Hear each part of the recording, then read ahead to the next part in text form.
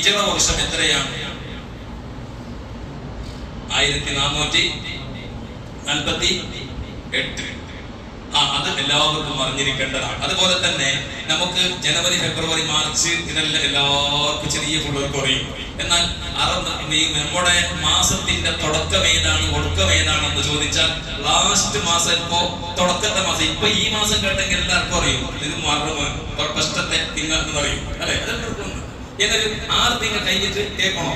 ഈ നമ്മളെ അറബിക്ക് തിങ്കളുടെ പേര് ഫസ്റ്റത്തെ തിങ്ക ഇത് ജാസ്തി ആകുന്നില്ല, അല്ലെ? ലാസ്റ്റ് തിങ്ക അത് മുത്തില്ല. ഇത് ശരിക്കും നമുക്ക് അറിഞ്ഞിരിക്കേണ്ടതാണ്. മുഹറം, സഫർ, റബീഉൽ അവ്വൽ, റബീഉൽ ആഖിർ, പിന്നെ ജുമാഅത്തുൽ ഊല, ജുമാഅത്തുൽ ഉഖറ, റജബ്, ശഅബാൻ, റമദാൻ, ശവ്വാൽ, ദുൽഖഅദ, ദുൽഹിജ്ജ. ഇതറിയണം. ഇത് നമ്മുടെ എല്ലാ കാര്യങ്ങളും മുഴുവനും തീരുമാനിക്കേണ്ടത് അറബിക് ഡേറ്റ് പ്രകാരമാണ്, അല്ലെ? ഇംഗ്ലീഷ് ഡേറ്റ് പ്രകാരമല്ല. ഹിജ്റ വർഷം, ഹിജ്റ കണക്ക് കൂട്ടിയിട്ടാണ്, ഈ അറബിക് മാത കണക്ക് കൂട്ടിയിട്ടാണ്. നമുക്ക് ഉദാഹരണത്തിന് ഒരു ഭർത്താവ് മരിച്ച ഭാര്യ ഇദ്ദ ഇരിക്കണം. ആ ഇദ്ദ ഇരിക്കേണ്ടത് എത്ര ദിവസമാണ്? 4 മാസവും 10 ദിവസം, അല്ലെ? മരണത്തിന്റെ ഇദ്ദ, അല്ലാതെ തലാഖിന്റെ ഇദ്ദ അത് വേറെ കണക്കാണ്. മരണത്തിന്റെ ഇദ്ദ 4 മാസം 10 ദിവസം ഇദ്ദ ഇരിക്കാൻ നിർബന്ധമാണ്. ഒരു അപ്പീലും ഇല്ല. അതിന് ഒരു വിട്ടുവീഴ്ചയില്ല. ഇന്നത്തെ പുതിയ ഭൗതികവാദികളൊക്കെ അത് വേണ്ടെന്നൊക്കെ പറഞ്ഞുകൊണ്ട് നടക്കുന്നു. അതൊന്നും നമുക്ക് വിഷയമല്ല. നമ്മൾ പരിശുദ്ധ ഖുർആനിന്റെ തിരുനബി സ്വല്ലല്ലാഹു അലൈഹി വസല്ലമയുടെ സുന്നത്തനുസരിച്ച് ജീവിക്കുന്നവരാണ്. എന്നാൽ അത് കണക്കൂട്ടേണ്ടത് എങ്ങനെ? ഉദാഹരണത്തിന് മുഹറം മാസത്തിൽ ഒരാളുടെ ഭാര്യ മരിച്ചു. നമ്മുടെ ഭാര്യമാർക്കൊക്കെ അല്ലാഹു ദീർഘായുസ്സ് നൽകട്ടെ. ആരെങ്കിലും ഭാര്യമാർ മരിച്ചാൽ ഉസ്താദ് ഉദാഹരണം പറഞ്ഞത് എന്നെ വിചാരിച്ചിട്ട് പറഞ്ഞിട്ട് മരിച്ചെന്ന് പറഞ്ഞിരുന്നാണ് വിവാദം ഉണ്ടാക്കാൻ നിൽക്കണ്ട. കാരണം തൊട്ടേക്ക് പിടിച്ചതും വിവാദത്തിന്റെ കാലാണ്. അല്ലാഹു ഹിദായത്തും സൽബുദ്ധി നൽകട്ടെ. അങ്ങനെ മുഹറം 10 ഒരാളെ ഭാര്യ മരിച്ചാൽ, അല്ലെങ്കിൽ മുഹറം 20 ഒരാളെ ഭാര്യ മരിച്ചു, അങ്ങനെ മരിച്ചാൽ ആ 4 മാസം 10 ദിവസം കണക്കൂട്ടേണ്ടത് എങ്ങനെ? ഉദാഹരണത്തിന് 4 മാസമാകണമെങ്കിൽ നമ്മുടെ കണക്ക് പ്രകാരം എങ്ങനെ വേണം? 100 എത്ര ദിവസം? 4 മാസം 10 ദിവസം പറഞ്ഞാൽ 130 ദിവസം, 130 ദിവസം വേണ്ടേ? എന്നാൽ ഈ 4 മാസത്തിന്റെ ഇടയിൽ 2 മാസത്തിന് 29 കിട്ടിയത്. എന്നാൽ അതിനെ പിന്നെ ആ 2 എന്താക്കണ്ട, വൃത്തിയാക്കണമെന്നില്ല. മാസം ഫുള്ളായിട്ട് കിട്ടുന്നതിന് 29 കിട്ടിയാൽ ആ 29 ഒരു മാസമായിട്ട് കണക്കൂട്ടും. അത് ഇംഗ്ലീഷ് ഡേറ്റിലല്ല, നമ്മുടെ ഇംഗ്ലീഷ് ഡേറ്റ് അനുസരിച്ചിട്ടല്ല. ഉദാഹരണത്തിന് ചില ആൾക്കാർ നമ്മളെ ഈ മറയെന്ന് എനിക്കുന്നതിനെ കേൾക്കാൻ വരും. ഉസ്താദിലേക്ക് മറയെന്ന് എനിക്കുന്നതിന്റെ ഡേറ്റ് കേൾക്കാൻ വരും. എപ്പോ ഉസ്താദ് എനിക്കേണ്ടത്? അപ്പൊ ഞാൻ പറയും, നിനക്കേ ഓർമ്മയില്ലെങ്കിൽ നിന്റെ ഉപ്പ മരിച്ച ഡേറ്റ് എനിക്കറിയോ? അപ്പൊ ഓൻ ചോദിക്കുമ്പോൾ അവസാനം കുറെ കലണ്ടറെല്ലാം തേടി പൊടിച്ചിട്ട് പോലെ അറബിന്റെ ഇംഗ്ലീഷ് ഡേറ്റ് പറയും. ഇംഗ്ലീഷ് ഡേറ്റ് പറഞ്ഞാൽ അത് കണക്കൂട്ടിട്ടല്ല നോക്കേണ്ടത്. ഏത് മാസത്തിലാണ്, എത്രാമത്തെ ദിവസത്തിലാണ് മരിച്ചതെന്ന് കണക്ക് കൂട്ടിയിട്ട് ആ 4 മാസം ഇടയിലുള്ള ഫുള്ളായിട്ടുള്ള 4 മാസം ഇല്ലേ, അതിനെ പൂർത്തിയാക്കിയിട്ട് പിന്നീട് ഉണ്ടാക്കണം 10 ദിവസം പൂർത്തിയാക്കണം. അപ്പോ നമ്മുടെ എല്ലാ കാര്യങ്ങളും നമ്മൾ നോക്കേണ്ടത് ഹിജ്റ വർഷപ്രകാരം ഹിജ്റ കണക്ക് കൂട്ടിയിട്ടുള്ള നമ്മുടെ ഈ അറബിക് മാസം അനുസരിച്ചിട്ടാണ്. അതെല്ലാവരും അറിഞ്ഞിരിക്കണം. ഇത് പോയി ഞാൻ ഇപ്പൊ പറഞ്ഞ മുഹറം, ശവ്വാൽ, സഫർ ഉണ്ടല്ലോ, അത് അറിഞ്ഞില്ലെങ്കിൽ എന്താക്കണം? നമ്മളെ ഇപ്പൊ മൊബൈലിലുണ്ട്, കലണ്ടറിൽ എല്ലാത്തിലുണ്ട്. അതിനെ നോക്കിയിരുന്ന് സ്റ്റഡിയാക്കണം. അത് നമുക്ക് അത്യാവശ്യമാണ്. അതുകൊണ്ട് പ്രിയപ്പെട്ടവരെ, ഹിജ്റ ഏറ്റവും പ്രധാനപ്പെട്ടതാണ്. മഹാനായ സയ്യിദുനാ റസൂലുള്ളാഹി സ്വല്ലല്ലാഹു അലൈഹി വസല്ലം സ്വഹാബത്തിന്റെ അഭിപ്രായ വ്യത്യാസങ്ങൾ ഉണ്ടായി. ഏത് കൊല്ലം പ്രകാരമാണ് നമ്മൾ ഇത് കണക്ക് കൂട്ടേണ്ടത്? ഹിജ്റ വർഷം കണക്ക് കൂട്ടേണ്ടത്. അല്ലാതെ മുഹറം, സഫർ റബീഉൽ അവ്വൽ വണ്ടേ ഉണ്ട്, ഹിജ്റക്ക് മുമ്പേ ഉണ്ട്. റസൂലുള്ളാഹി തങ്ങൾ ഹിജ്റ പോകുന്നതിന് മുമ്പേ ഉണ്ട്. പക്ഷേ ഹിജ്റയുടെ ഈ വർഷം 1448 എന്ന് പറഞ്ഞു. അത് എവിടെ നിന്ന് തുടങ്ങിയതാണ്? മഹാനായ റസൂലുള്ളാഹി സ്വല്ലല്ലാഹു അലൈഹി വസല്ലം തങ്ങൾ മക്കയിൽ നിന്ന് മദീനയിലേക്ക് ഹിജ്റ പോയ ആ ഡേറ്റ് പ്രകാരം അവിടെ നിന്നാണ് ഹിജ്റ വർഷം ആരംഭിക്കുന്നത്. ഇതൊക്കെ നമ്മുടെ ചരിത്രത്തിന്റെ ഭാഗമാണ്, വിശ്വാസത്തിന്റെ ഭാഗമാണ്, അറിഞ്ഞിരിക്കേണ്ട ഭാഗമാണ്. റസൂലുള്ളാഹി സ്വല്ലല്ലാഹു അലൈഹി വസല്ലം ജനിച്ചതനുസരിച്ചിട്ടല്ല, റസൂലുള്ളാഹി തങ്ങളുടെ വഫാത്ത് കണക്ക് കൂട്ടിയിട്ടല്ല. റസൂലുള്ളാഹി സ്വല്ലല്ലാഹു അലൈഹി വസല്ലം തങ്ങൾ മക്കയിൽ നിന്ന് മദീനയിലേക്ക് ഹിജ്റ പോയി. ആ ഹിജ്റയുടെ ആ കൊല്ലം കണക്ക് കൂട്ടിയിട്ടാണ് 1448 കൊല്ലത്തിലേക്ക് നമ്മൾ എത്തി. അപ്പൊ നമ്മൾ ഇംഗ്ലീഷ് നോക്കിയാൽ 1448 കൊല്ലായിട്ടില്ല, അല്ലെ? അറബിന്റെ ഉദാഹരണത്തിന് ഒരാൾക്ക് 80 വയസ്സായി, 85 വയസ്സായി എന്ന് അവന് ആയുസ് ഉണ്ടെന്ന് വെച്ചോ. ഓന് ഇംഗ്ലീഷ് ഡേറ്റ് പ്രകാരം 85 വയസ്സല്ല കണക്ക് കൂട്ടുന്നത്. ഓനക്ക് ചിലപ്പോ 83 വയസ്സ് കഴിയുമ്പോ ഓനെന്താവും 83 1.5 വയസ്സാകൂടെ എന്താകും ഓന്റെ അജല് തീർന്നിട്ടുണ്ടാവും. കാരണം അറബിക് ഡേറ്റ് പ്രകാരമാണ് നമ്മൾ ആയുസ്സൊക്കെ കണക്കാക്കിയിട്ടുള്ളത്. അപ്പൊ ഹിജ്റ വളരെ പ്രധാനപ്പെട്ടതാണ്. മഹാനായ റസൂലുള്ളാഹി സ്വല്ലല്ലാഹു അലൈഹി വസല്ലം മക്കയിൽ നിന്ന് മദീനയിലേക്ക് ഹിജ്റ പോയത് അതനുസരിച്ചിട്ടാണ്. കാരണം ഹിജ്റ സന്ദേശം എന്നുള്ളത് ഭാഗങ്ങളിലൂടെ നമ്മുടെ സംസ്ഥയുടെ പ്രത്യേക സിലബസുകളൊക്കെ ഉണ്ട്, പ്രത്യേകമായ സർക്കുലറുകളൊക്കെ വന്നിട്ടുണ്ട്. ഹിജ്റ സന്ദേശം എന്ന നിലയ്ക്ക് ജനങ്ങളിലേക്ക് അതിന്റെ സന്ദേശം എത്തിച്ചു കൊടുക്കണം. ഹിജ്റ എന്താണ്? ഹിജ്റയിലൂടെ പഠിപ്പിക്കുന്ന ഏറ്റവും പ്രധാനപ്പെട്ട പാഠം എന്താണ്? മഹാനായ റസൂലുള്ളാഹി സ്വല്ലല്ലാഹു അലൈഹി വസല്ലം മക്കയിൽ നിന്ന് മദീനയിലേക്ക് ഹിജ്റ പോയതാണ് തങ്ങളുടെ ജീവിതത്തിന്റെ ഏറ്റവും പ്രധാനപ്പെട്ട ത്യാഗം. ആ ത്യാഗത്തോളം വലുത് പറയില്ല. ഉദാഹരണത്തിന് ഞാൻ ചോദിക്കട്ടെ, NRC എന്നുള്ള ഒരു പ്രത്യേകമായ ഒരു അവസ്ഥ വന്നു. അന്ന് പല ആളുകളും ബേജാറായത്, പടച്ചോനെ എന്റെ പുര വിട്ടിട്ട്, എന്റെ അക വിട്ടിട്ട്, എന്റെ പെഞ്ഞായ്മ കിളവിട്ടിട്ട് പോണ്ടി വന്നെങ്കിൽ എന്നോട് ചങ്ങായി പറഞ്ഞിട്ടുണ്ട്, ഉസ്താദെ അങ്ങനെ പോണ്ടി വന്നെങ്കിൽ ജീവെടുക്കണത്തിന് പോകാൻ മനസ്സുമല്ല. ജീവെടുക്കുമ്പോ അതാണ് ഞാൻ ചോദിച്ചത്. അപ്പൊ ആടയിനായിട്ട് ഈസിയാ. അവിടെ പോയിട്ട് തടങ്ക് പാലത്തിന് കൊണ്ടുപോയിട്ട് ആടിനെ കുടിക്കാൻ തണ്ണിയും കൊണ്ടു. കബറിൽ നിനക്ക് അമലില്ലെങ്കിൽ അത് രക്ഷപ്പെടാൻ കഴിയോ? അപ്പൊ അത്രത്തോളം വിട്ടുപോകാൻ നമുക്ക് നമ്മുടെ നാട് വിട്ടുപോകാൻ വലിയ പ്രയാസം. ഹജ്ജിന് പോകുമ്പോൾ വരെ കണ്ണുനീരൊളിപ്പിക്കുന്ന ആളുകളുണ്ട്, അല്ലെ? ഗൾഫിലേക്ക് പോകുന്ന ആളുകൾ പ്രയാസപ്പെടുന്നുണ്ട്. എന്റെ നാട് വിട്ടുപോകാൻ വലിയ പ്രയാസമാണ്. എന്നാൽ മഹാനായ റസൂലുള്ളാഹി സ്വല്ലല്ലാഹു അലൈഹി വസല്ലം മക്കയിൽ നിന്ന് മദീനയിലേക്ക് ഹിജ്റ പോയി. ഹിജ്റ പോകുന്ന സമയത്ത് കഅബ ശരീഫിനെ നോക്കിക്കൊണ്ട് മഹാനായ റസൂലുള്ളാഹി തങ്ങൾ കഅബയെ നോക്കിക്കൊണ്ട് ഒരു പ്രസംഗം നടത്തി എന്ന് പറഞ്ഞാൽ അവന്റെ മനസ്സിന്റെ ഉള്ളിൽ നിന്നൊരു വിഷമം പ്രകടിപ്പിച്ചു. കഅബ ശരീഫിനോട് പറഞ്ഞു, കഅബ, ജീവിതത്തിൽ ഞാൻ ഇത്രയും കൊല്ലത്തോളമായി നിന്നെ കണ്ടുകൊണ്ടാണ് ഞാൻ ജീവിച്ചത്. എന്റെ ജീവിതത്തിൽ ഏറ്റവും പ്രധാനപ്പെട്ട ഒരു കാര്യമാണ് കഅബ എന്ന് കണ്ടുകൊണ്ടിരിക്കുക. ഈ മക്ക വിട്ടുകൊണ്ട് കഅബ വിട്ടുകൊണ്ട് പോകാൻ എനിക്ക് മനസ്സില്ല. എന്റെ മനസ്സുകൊണ്ട് ഞാൻ പോകുന്നില്ല. പക്ഷെ അള്ളാഹുവിന്റെ വിധിയാണ് മക്കയിൽ നിന്ന് മദീനയിലേക്ക് പാലായനം ചെയ്യണം. എന്റെ റസൂലുള്ളാഹി സ്വല്ലല്ലാഹു അലൈഹി വസല്ലം ലോകത്തെ ഏറ്റവും വലിയ ശ്രേഷ്ഠമാക്കപ്പെട്ട നേതാവ്, ആ നബിയുടെ ശത്രുവായ അബൂജഹലിനെ അള്ളാഹു ഒരു രാത്രി കൊണ്ട് നശിപ്പിച്ചുകൂടെ? ചിന്തിക്കണം നമ്മൾ. അബൂജഹലിന്റെ ഉത്ബത്തിന് ശൈബത്തിന് മക്കത്തെ മുശ്രിക്കീങ്ങൾ നബി തങ്ങളെ തലയെടുക്കാൻ വേണ്ടി നിൽക്കുന്ന എല്ലാ മുശ്രിക്കീങ്ങളെ എന്റെ ഒരു സെക്കൻഡ് കൊണ്ട് അള്ളാഹു നശിപ്പിച്ചുകൂടെ? നമ്മൾ പറഞ്ഞു നമ്മളോട് പക വെച്ചിട്ട് നിൽക്കുന്ന ആൾ ഓറല്ല ഉഷാറ് ഓർ അങ്ങനെ ഓർ തന്നെ നടക്കുന്നേ, ഓർക്കന്നെ വിജയം, നമുക്ക് എന്താ ഇങ്ങനെ? ഈ അഭിപ്രായത്തിന് വാല്യില്ല. ഇത് നമ്മൾ പറയാൻ പറ്റത്താണ്. നബി തങ്ങൾ അല്ലാഹുവിന്റെ ദീനിന്റെ കാവൽക്കാരനായ അഷ്റഫുൽ ഖൽഖായ നബി മക്കയിൽ നിന്ന് മദീനയിലേക്ക് നാട് വിട്ടു പോകുമ്പോ കണ്ണുനീരോടെ വിഷമത്തോടെ പോകുമ്പോ അള്ളാഹ്ക്ക് എന്ത് ചെയ്യാ? അബൂജഹലിന്റെ ഉത്ബത്തിന് ശൈബത്തിന് പട്ടാളത്തിന് മുഴുവനും ഒരു സെക്കൻഡ് നേരം കൊണ്ട് അള്ളാഹ് നശിപ്പിക്കാം. അള്ളാഹു അത് ചെയ്തില്ല. അല്ലാഹു സുബ്ഹാനഹു വ തആല മുഹമ്മദ് റസൂലുള്ളാഹി തങ്ങൾക്ക് ആയത്ത് ഓതി കേൾപ്പിച്ചു. എന്താണ് ആയത്ത്? ഇന്നല്ലദീ ഫറള അലൈക്കൽ ഖുർആന ലറാദ്ദുക ഇലാ മആദ്. എവിടെ ഇരിപ്പള നമുക്ക് ഇത് ഓർമ്മണ്ടോ? ഹജ്ജിന് പോകുമ്പോ മദീനയിൽ ഇരുന്ന ആയത്തല്ലേ? ഹജ്ജിന് പോകുമ്പോ മാത്രമാണോ? ഹലാലായ യാത്ര പോകുന്ന സമയത്ത് ആ ആയത്തിന് തന്നതായിരിക്കുന്ന വിരൽ കൊണ്ട് ചുമരിലോ എവിടെയെങ്കിലും എഴുതിപ്പോയാൽ ആ യാത്രയിൽ മടക്കമുണ്ടാകുമെന്ന് മഹാന്മാരായ ആളുകൾ പണ്ഡിതന്മാർ പറയാൻ കാരണം എന്താ? ഈ ആയത്ത് ഇറങ്ങാനുണ്ടായ കാരണം എന്താണ്? സബബ് എന്താ? റസൂലുള്ളാഹി തങ്ങൾ മക്കയിൽ നിന്ന് മദീനയിലേക്ക് ഹിജ്റ പോകുമ്പോ ആ സമയത്ത് അല്ലാഹു ആയത്ത് ഇറക്കി കൊടുത്തു. അല്ലാഹു സുബ്ഹാനഹു വ തആല പറഞ്ഞ കരാർ പാലിച്ചില്ലേ? പരീക്ഷണങ്ങളും ത്യാഗങ്ങളും എല്ലാം സഹിച്ചിട്ട് അല്ലാഹുവിന്റെ റസൂൽ സ്വല്ലല്ലാഹു അലൈഹി വസല്ലം വീണ്ടും മക്കയിലേക്ക് വന്നില്ലേ? മക്ക ഫതഹ് ഉണ്ടായില്ലേ? എന്നിട്ട് റസൂലുള്ളാഹി തങ്ങൾ ഹജ്ജത്തുൽ വിദാഇ അവസാനത്തെ ഹജ്ജ് നടത്തിയില്ലേ? അവിടെ വിജയം കിട്ടിയില്ലേ? എന്ന് അല്ലാഹു പറഞ്ഞതാണ്. നബിയെ സഹിച്ചേ പറ്റൂ, പരീക്ഷണം സഹിച്ചേ പറ്റൂ. മക്കയിൽ നിന്ന് മദീനയിലേക്കുള്ള ഹിജ്റ പോകുന്ന സമയത്ത് സിദ്ദീഖുൽ അക്ബർ തങ്ങളുടെ കഥ നമ്മൾ ദൂരവട്ടം കേട്ടതാണ്. പക്ഷെ നമ്മൾ ചിന്തിച്ചിട്ടുണ്ടോ? റസൂലുള്ളാഹി സ്വല്ലല്ലാഹു അലൈഹി വസല്ലം തങ്ങൾ മക്കയിൽ നിന്ന് മദീനയിലേക്ക് ഹിജ്റ പോയി. അതിന്റെ ഒരു പ്രധാനപ്പെട്ട ഒരു പോയിന്റ് മാത്രം പറയാം. മണിക്കൂറുകളോളം പറയേണ്ട വിഷയമാണ്, കേൾക്കേണ്ട കഥയാണ് ഹിജ്റ. അങ്ങനെ സുഹൃത്തുക്കളെ മതപിടിക്കാൻ വേണ്ടി തലയെടുക്കാൻ വേണ്ടി സുറാഖത്തുബ്നു മാലിക്കും സംഘവും നബിതങ്ങളെ പിന്നാലെയുണ്ട്. അങ്ങനെ പോയി പോയി പോയി പോയി ചുരുക്കി പറയുന്നു സൗർ ഗുഹയിലേക്ക് എത്തി. സൗർ ഗുഹ കണ്ടിട്ടില്ലേ? ഇറാ ഗുഹ പോലെ തന്നെ സൗർ പോലെ വലിയ മലയാണ്. ഇന്നവർക്ക് കയറാനുള്ള പാകിസ്ഥാനികളുടെ സ്റ്റെപ്പുകളൊക്കെ ഉണ്ടാക്കി വെച്ചിട്ടുണ്ടെന്ന പണ്ട് ആ സ്റ്റെപ്പൊന്നുമില്ല. ആ ഗുഹ ഇങ്ങനെ കയറണം. റസൂലുള്ളാഹി തങ്ങൾ ആ സൗർ ഗുഹയിലുള്ള ആ പർവ്വതത്തിലുള്ള ഒരു ഗുഹന്റെ ഉള്ളിൽ പോയിട്ട് നിന്ന് അവിടത്തേക്ക് ശത്രുക്കളെത്തി. അവിടെ അപ്പുറത്തേക്കും ശത്രുക്കളെത്തി. ശത്രുക്കള് ഇതാ സിദ്ദീഖ് തങ്ങൾ കൂടെയുണ്ട്. റസൂലുള്ളാഹി സ്വല്ലല്ലാഹു അലൈഹി തങ്ങളുടെ ആ സിദ്ദീഖ് തങ്ങളുടെ മടിത്തട്ടിൽ തല വെച്ചുകൊണ്ട് സിദ്ദീഖ് തങ്ങളോട് കൂടെ വർണ്ണുന്ന നബിയോട് അല്ലാഹുവിന്റെ റസൂൽ സ്വല്ലല്ലാഹു അലൈഹി തങ്ങളോട് സിദ്ദീഖ് തങ്ങൾ ചോദിച്ചു, നബിയേ എന്ത് സംഭവിക്കും? നമ്മളെ തേടിയിട്ടാണ്, സൗറുബനെ തേടി തന്നെ അവർ വന്നിനെ. അതിന്റെ ഉള്ളിലുണ്ടാകുന്ന നോക്കാൻ വേണ്ടിയിട്ടാണ് വന്നത്. ആ മലയിൽ അങ്ങനത്തെ വലിയൊരു മാളമുണ്ടെന്ന് ആർക്കറിയും?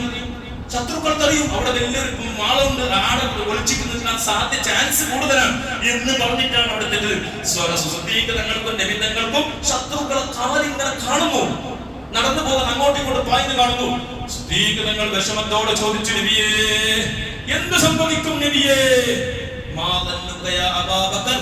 നിന്റെ വിചാരെന്ത്, നിന്റെ ചിന്ത എന്ത്? നീ വിചാരിച്ചത് ഇവിടെ ഞാനും നീയും മാത്രമാണോ വിചാരിച്ചത്? ആര് ചോദിക്കുന്നു? പ്രതിസന്ധി ഘട്ടത്തിൽ ഒന്ന് തിരിഞ്ഞു നോക്കിയാൽ ഒരു കൈയിട്ടാൽ പിടിച്ചെടുത്തിട്ട് തലവെട്ടാൻ പറ്റുന്ന അത്രയും വലിയ മുഹൂർത്തം ആലോചിച്ചു നോക്ക്. ശത്രുക്കളെ കയ്യിൽ കിട്ടിയാൽ രണ്ടുപേരെയും ജീവനോടെ ഒരു സെക്കൻഡ് ജീവിക്കാൻ കൂടുക.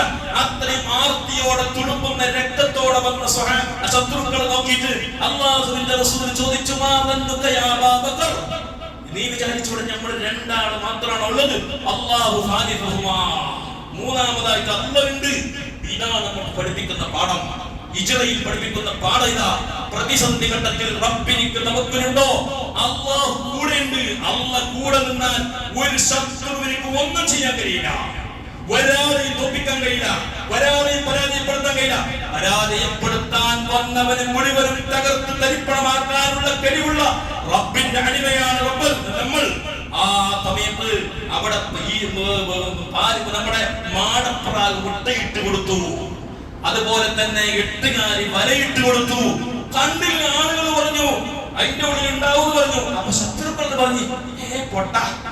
നമ്മളെ ഭാഷ പൊട്ട എന്ന് പറഞ്ഞാൽ എന്നോട് ചോദിച്ചുകൊണ്ട് പറഞ്ഞ പൊട്ട എന്ന് പറഞ്ഞു. പൊട്ട നമ്മളെ ഭാഷ നമ്മൾ ഉപയോഗിക്കുന്ന ലാംഗ്വേജ് പൊട്ട പോള. അതിനോട് എന്തെങ്കിലും അവിടെ പാല് വളർന്ന് മുട്ടയിക്കുക, അവിടെ എന്തെങ്കിലും ഈ ഇതിനെ ബണ്ണത്തിന് ബലയിക്കുക. അതിനോട് പോകുമ്പോൾ ബണ്ണത്തിന് ബല പൊട്ടനെ, ബണ്ണത്തിന് ബല പൊട്ടാണ്. അതിനോട് പോകും തീരുവാ തീർന്ന് ബണ്ണത്തിന് ബല എങ്ങനെയുണ്ട്? മുട്ട പാലുവാളം മുട്ടയിട്ട് അവിടെ കിടന്നിട്ടുണ്ടു. അതിനോട് ഇപ്പൊ ചാൻസ് ഇല്ല. ആരാ സംരക്ഷിച്ചത്? അല്ലാഹു കൂടെ ഉണ്ട്. തവക്കുൽ ചെയ്യണം, അല്ലാഹുവിനെ മനസ്സിലാക്കണം. ആ അല്ലാഹുവിനെ മനസ്സിലാക്കാനുള്ള പാഠമാണ് ഹിജ്റ. അത് നബിതങ്ങൾക്ക് വേണ്ടി ഹിജ്റ നടത്തിയതല്ല, ലോകാവസാനം വരെ വരുന്ന ജനങ്ങൾക്ക്, മുഅ്മിനീങ്ങൾക്ക് ഒരു പാഠമാണ്. പേടിക്കണ്ട. ഇടീ മോഡി സർക്കാർ, കർണാടക സർക്കാർ, ഇന്ത്യ സർക്കാർ മുഴുവനും പറഞ്ഞു, നിങ്ങൾ നിൽക്കാൻ കൂടൂല. അല്ലാഹു നമ്മുടെ കൂടെ ഉണ്ടോ? ഒരു മനുഷ്യനെ ഈ രാജ്യത്ത് വീടുന്ന് ഈ സ്റ്റേറ്റിൽ നിന്ന് അപ്പുറത്തെ സ്റ്റേറ്റിലേക്ക് മാറ്റാൻ ഒരു ശക്തിക്കും സാധിക്കൂല എന്നുള്ള വിശ്വാസം എന്റെ മനസ്സിലുണ്ടോ? ആ യഖീന് പഠിപ്പിക്കാണ് മുഹറം. അതാണ് ഹിജ്റ. അതാണ് ഹിജ്റ പഠിപ്പിക്കുന്നത്. ആ ഒരു ഈമാനിലേക്ക് നിങ്ങൾ വരി, അല്ലാഹുവിലേക്ക് തവക്കുൽ ചെയ്യ്. അതുകൊണ്ട് പ്രിയപ്പെട്ട മുഅ്മിനീങ്ങളെ, മുഹറം പരിശുദ്ധമാക്കപ്പെട്ട മാസമാണ്. നമ്മുടെ ഒരു കൊല്ലം കഴിഞ്ഞു. ഒരു കൊല്ലം കഴിഞ്ഞ് പുതിയൊരു കൊല്ലത്തിലേക്കാണ് നമ്മൾ വന്നിരിക്കുന്നത്. തീരുമാനമെടുത്ത് ഈ കൊല്ലത്തിന്റെ ആദ്യത്തെ വെള്ളിയാഴ്ച ഇൻഷാ അല്ലാഹ് ഇനി വരുന്ന ദുൽഹിജ്ജയുടെ അവസാനത്തെ വെള്ളിയാഴ്ച വരെ ഒരു വെള്ളിയാഴ്ചയും ഞാൻ ജീവിതത്തിൽ മിസ്സാക്കി പോവാതെ, നഷ്ടപ്പെടുത്താതെ ഞാൻ കൃത്യമായി ജമാഅത്തിന് വരും. ജമാഅത്ത് കൃത്യമായി വരും. എല്ലാ ജമാഅത്തും ഞാൻ കൃത്യമായി പാലിക്കും.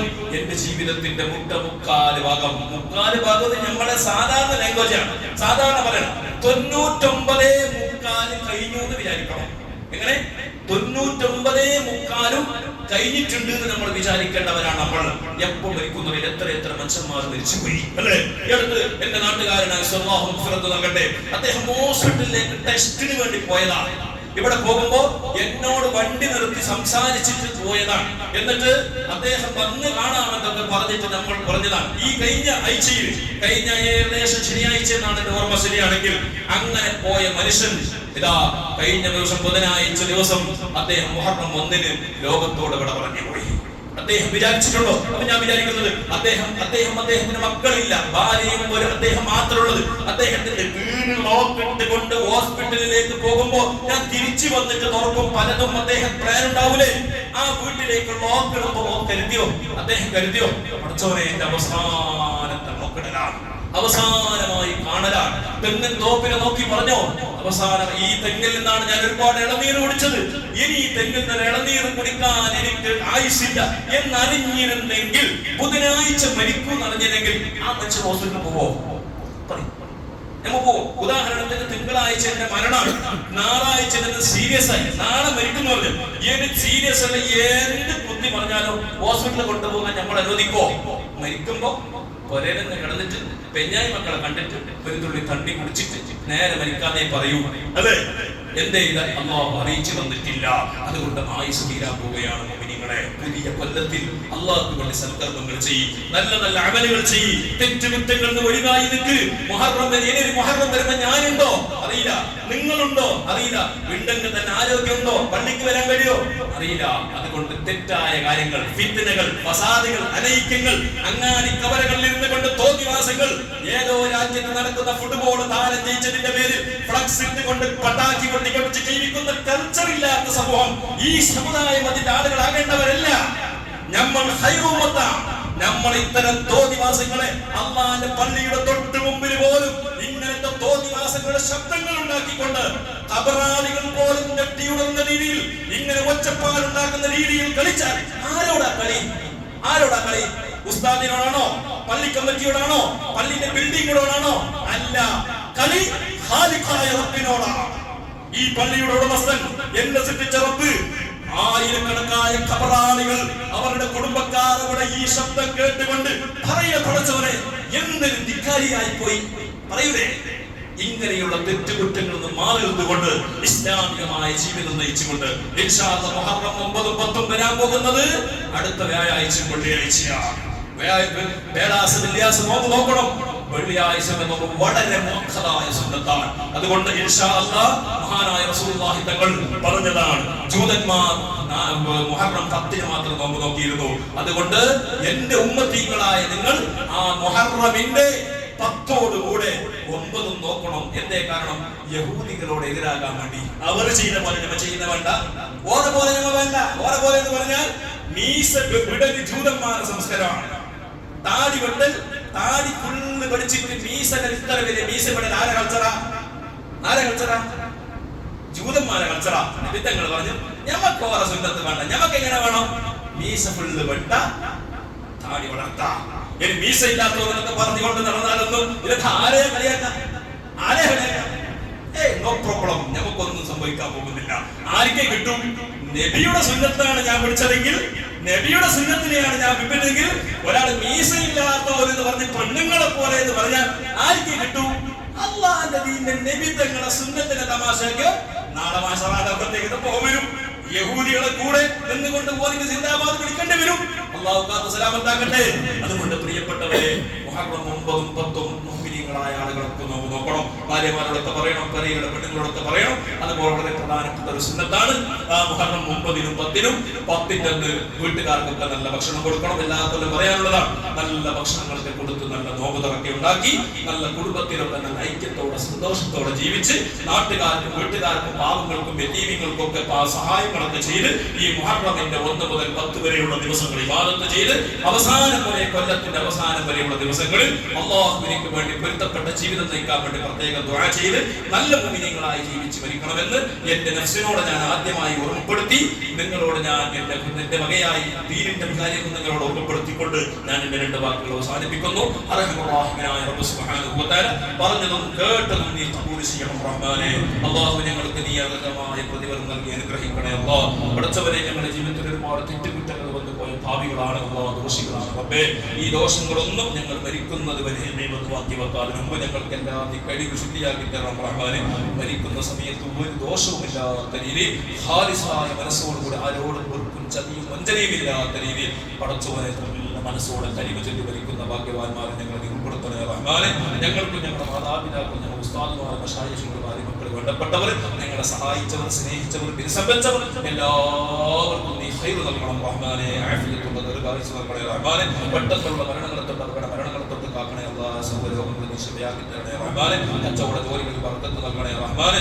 അല്ലാഹുവിന്റെ മഹ്ദായ ഫദ്ൽ കൊണ്ട് നിങ്ങൾക്ക് നിന്റെ റഹ്മത്താകുന്ന മഴ അല്ലാഹുവേ പുറപാട് വന്നിരിക്കുന്നത് റബ്ബേ. വെള്ളമില്ലാത്ത രീതിയിൽ പലതരത്തിലുള്ള പ്രയാസങ്ങൾ കൃഷിയിലേക്കും അതിന് മതിയാകുന്ന വെള്ളം കിട്ടിയിട്ടില്ല.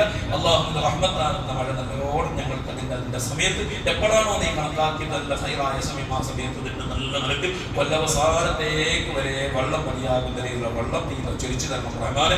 മഴ ചൊരിച്ചു തരണം റഹ്മാനെ. അത് മുഖേന ഞങ്ങളുടെ നാട്ടിലും ഞങ്ങളുടെ മുസ്ലിം നാടുകളിലും ഒക്കെ നീ ഐശ്വര്യം നിലനിർത്തി തരണേ റഹ്മാനെ. അല്ലാഹുവേ പ്രത്യേകം ഞങ്ങളുടെ കുടുംബത്തിന്റെ അടുത്ത ദിവസങ്ങൾ മരിച്ചുപോയ ആളുകൾ അവർക്കൊക്കെ നീ മഗ്ഫിറത്ത് നൽകണേ അല്ലാഹ്. ചെറുപ്പത്തിൽ കൊടുക്കണേ റഹ്മാനെ. ഈ പള്ളിയുടെ ചുറ്റുഭാഗത്ത് മരിച്ചു കൊടുക്കുന്ന എല്ലാവർക്കും നീ മഗ്ഫിറത്ത് നൽകണേ അല്ലാഹ്. അവരെ ഞങ്ങൾ ജന്നത്തുൽ ഫിർദൗസിൽ ഒരുമിച്ച് കൂട്ടണേ അല്ലാഹ്. ബിഹഖ് സയ്യിദിനാ മുഹമ്മദ് സ്വല്ലല്ലാഹു അലൈഹി വസല്ലം.